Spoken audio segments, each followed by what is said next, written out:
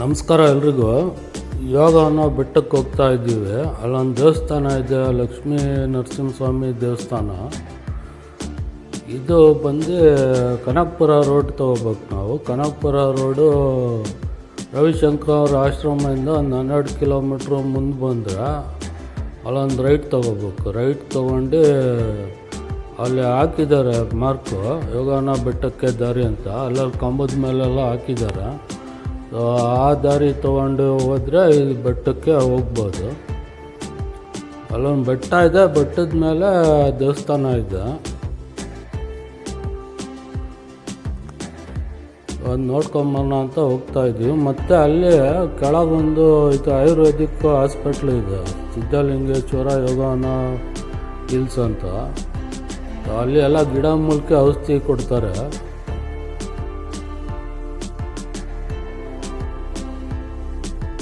ಅಲ್ಲಿಗೂ ವಿಸಿಟ್ ಮಾಡ್ಬೋದು.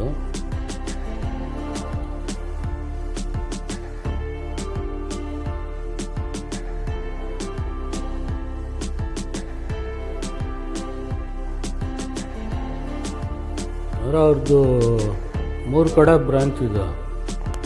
ಒಂದು ಕುಣಿಗಲ್ ಹತ್ರ ಒಂದಿದೆ, ಇದು ಕನಕಪುರ ರೋಡ್ ಒಂದು, ಇನ್ನೊಂದು ಚಿತ್ರದುರ್ಗದಲ್ಲಿ ಸಿದ್ಧಲಿಂಗೇಶ್ವರ ಯೋಗಾನ ಹಿಲ್ಸ್ ಅಂತ ಹಾಸ್ಪಿಟ್ಲ್ ಅದು. ನೋಡಿ ಇಲ್ಲಿ ಆರ್ಚ್ ಬಂತು ನೋಡಿ, ಇಲ್ಲಿ ಎಂಟ್ರಿ ತಗೊಂಡ್ರೆ ಸೀದಾ ಬೆಟ್ಟಕ್ಕೆ ಹೋಗುತ್ತೆ. ಅದು ಆ ಬೆಟ್ಟದಿಂದ ಮುಂದೆ ಇನ್ನೂ ಮುಂದೆ ಹೋದರೆ ಅದು ಹಾಸ್ಪಿಟ್ಲು ಸಿಗುತ್ತೆ. ನಾವು ಈ ದೇವಸ್ಥಾನ ನೋಡ್ಕೊಂಡು ಹೋಗೋಣ ಅಂತ ಬರ್ತಾಯಿದ್ದೀವಿ.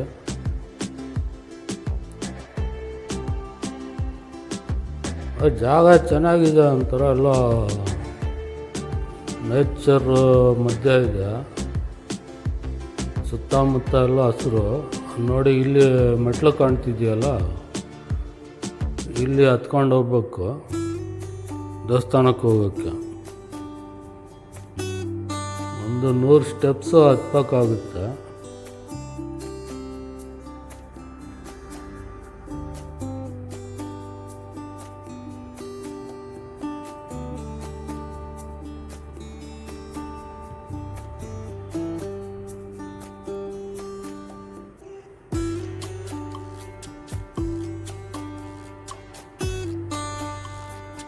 ಇದು ಜಾಗ ಯಾವುದೋ ಯೂಟ್ಯೂಬ್ ವಿಡಿಯೋದಲ್ಲಿ ನೋಡಿದ್ದೆ, ಸರಿ ನೋಡ್ಕೊಂಬರೋಣ ಅಂತ ಬರ್ತಾ ಇದ್ದೀವಿ.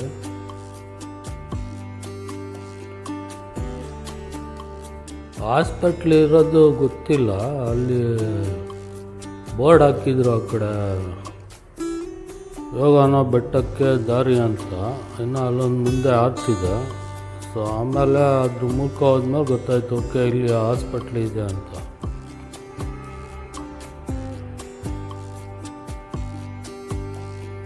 ನೋಡಿ ಸುತ್ತಮುತ್ತ ಯಾವ ಥರ ಇದೆ ವ್ಯೂ. ಇನ್ನೂ ಅರ್ಧ ಹತ್ತಿದ್ದೀವಿ ಅಷ್ಟೇ.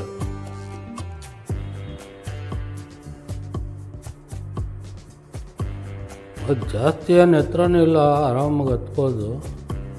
ನೋಡಿ ಅಲ್ಲಿ ಕಾಣ್ತಾ ಇದೆಯಲ್ಲ, ಅಲ್ಲೇ ದೇವಸ್ಥಾನ ಇರೋದು.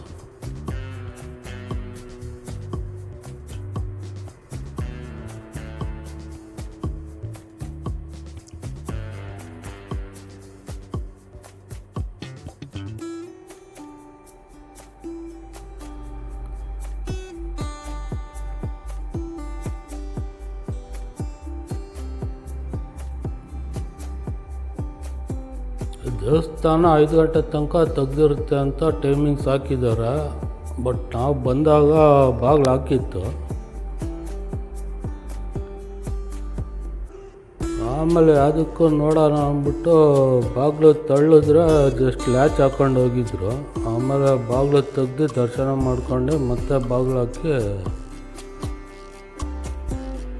ಬಂದ್ವಿ.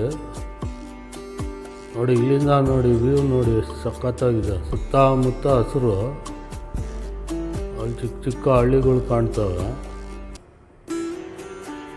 ಇದು ಬೋಲಾರ ಗ್ರಾಮ ಅಂತ ಬರುತ್ತೆ, ಅಲ್ಲಿ ಇದೆ ಇದು.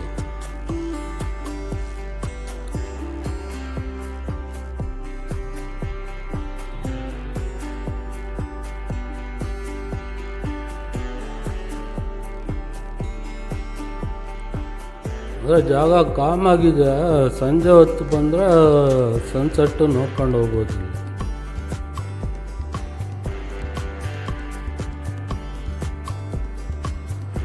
ನೋಡಿ ಆ ಕಡೆ ಅಲ್ಲಿ ಬಂಡೆಗಳು ಕಾಣ್ತಿದೆಯಲ್ಲ, ಅಲ್ಲೋಗಿ ಕುತ್ಕೊಂಡ್ರೆ ಸನ್ಸೆಟ್ ಎಲ್ಲ ಕ್ಲಿಯರಾಗಿ ನೋಡ್ಬೋದು.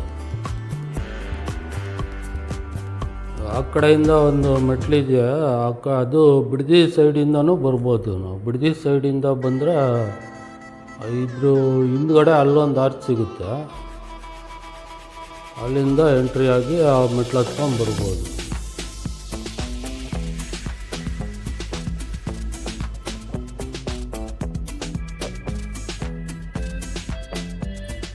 ನೋಡಿ ಇದೇ ದೇವಸ್ಥಾನ. ಅಂದರೆ ಇದು ಕಂಬದ ಇದು ಆಕಾರದಲ್ಲಿದೆ.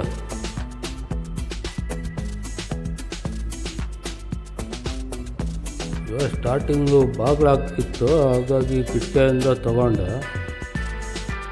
ಆಮೇಲೆ ವಾಪಸ್ ಬರ್ತಾ ಬಾಗಿಲು ತೆಗೆದ್ಮೇಲೆ ಬಂತು ಬಾಗಿಲು. ಆಮೇಲೆ ದರ್ಶನ ಮಾಡ್ಕೊಂಡು ವಾಪಸ್ ಬಂದ್ವಿ.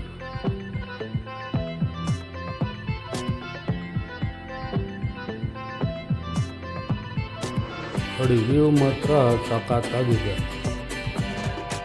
ಅಲ್ಲಿ ಕಾರ್ ನಿಂತಿದೆಯಲ್ಲ, ಅಲ್ಲಿಂದ ಮೆಟ್ಲು ಹತ್ಕೊಂಡು ಬಂದಿದ್ದು.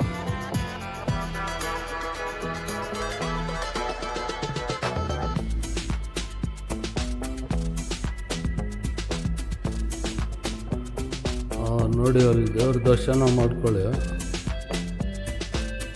ಅದೇ ಕಂಬದ ಲಕ್ಷ್ಮೀ ನರಸಿಂಹಸ್ವಾಮಿ ಕಂಬದ ಆಕಾರದಲ್ಲಿದೆ.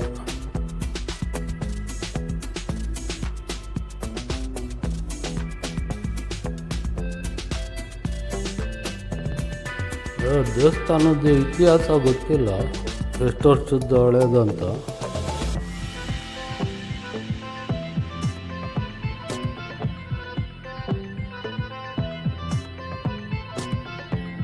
ನೋಡಿ ಇಲ್ಲಿ ಹತ್ತಿದ್ರೆ ಇಲ್ಲೊಂದು ವ್ಯೂ ಸಿಗುತ್ತೆ.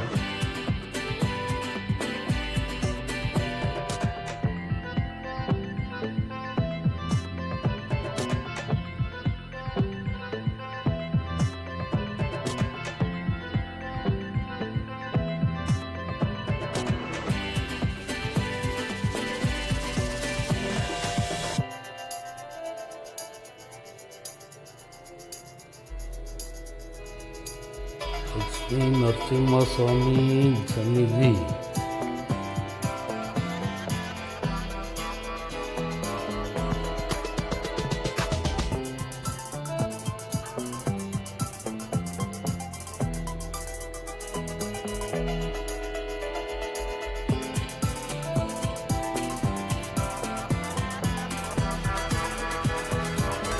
ಅಲ್ಲಿ ನೋಡಿ ಅಲ್ಲಿ ಕೆಳಗೆಲ್ಲ ಲಾರ್ಜ್ ಕಾಣ್ತಿದೆಯಲ್ಲ, ಅದು ಬಿಡದಿ ಸೈಡಿಂದ ಬಂದರೆ ಆ ಕಡೆಯಿಂದ ಎಂಟ್ರಿ ಆಗ್ಬೋದು.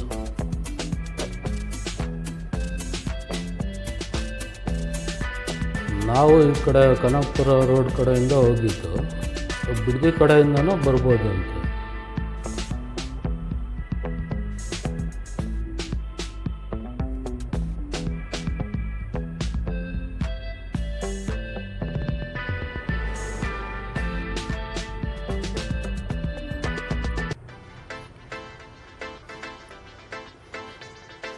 ಬನ್ನಿ ಒಂದು ರೌಂಡು ಹಾಸ್ಪಿಟ್ಲ್ ಕಡೆ ಹೋಗೋಣ. ನೋಡಿ ಅಲ್ಲಿ ಬೋರ್ಡ್ ಹಾಕಿದ್ದಾರಲ್ಲ, ಈ ದಾರಿಲಿ ಹೋದರೆ ಒಂದು ಸ್ವಲ್ಪ ಮುಂದೆ ಎಲ್ಲ ಗಿಡಮೂಲಿಕೆ ಔಷಧಿ ಕೊಡ್ತಾರಂತೆ. ಬೆಳಗ್ಗೆ 9ರಿಂದ 5 ಗಂಟೆ ತನಕ ತೆಗೆದಿರುತ್ತೆ. ಬುಧವಾರ ರಜಾ. ನೋಡಿ ಸಿದ್ಧಲಿಂಗೇಶ್ವರ ಯೋಗಾನ ಬೆಟ್ಟಕ್ಕೆ ದಾರಿ ಅಂತ. ಆ ದೇವಸ್ಥಾನದಿಂದ ಒಂದು 700 ಮೀಟ್ರು ಮುಂದೆ ಬಂದರೆ ಹಾಸ್ಪಿಟ್ಲು ಸಿಗುತ್ತೆ.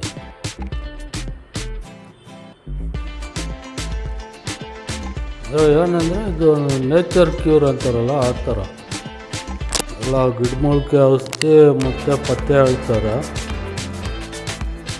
ಎಲ್ಲ ಕಾಯಿಲೆಗೂ ಔಷಧಿ ಕೊಡ್ತಾರಂತೆ. ಇವ್ರು ಬಂದು ಹೋದವರು ಕಮೆಂಟಲ್ಲಿ ಹಾಕಿ.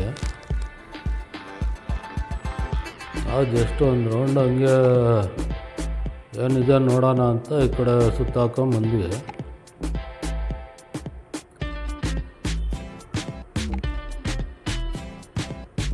ಅಲ್ಲಿ ಸಿದ್ಧಲಿಂಗೇಶ್ವರ ಸ್ವಾಮಿ ಇದ್ರಂತೆ, ಅವರು ಎಲ್ಲ ಇದು ಗಿಡಮೂಲಿಕೆ ಔಷಧಿ ಕೊಡ್ತಾ ಇದು ಕಟ್ಟಿರೋದು, ಇದು 3 ಬ್ರ್ಯಾಂಚ್ ಮಾಡಿರೋದು.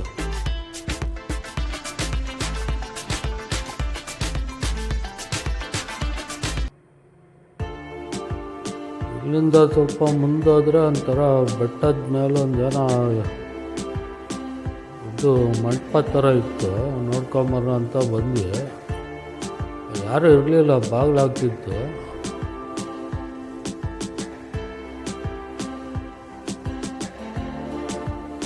ಅಲ್ಲೇನೋ ಮೆಡಿಟೇಷನ್ ಎಲ್ಲ ಮಾಡೋಕ್ಕೆ ಮಾಡಿದ್ದಾರೆ ಅಂತ.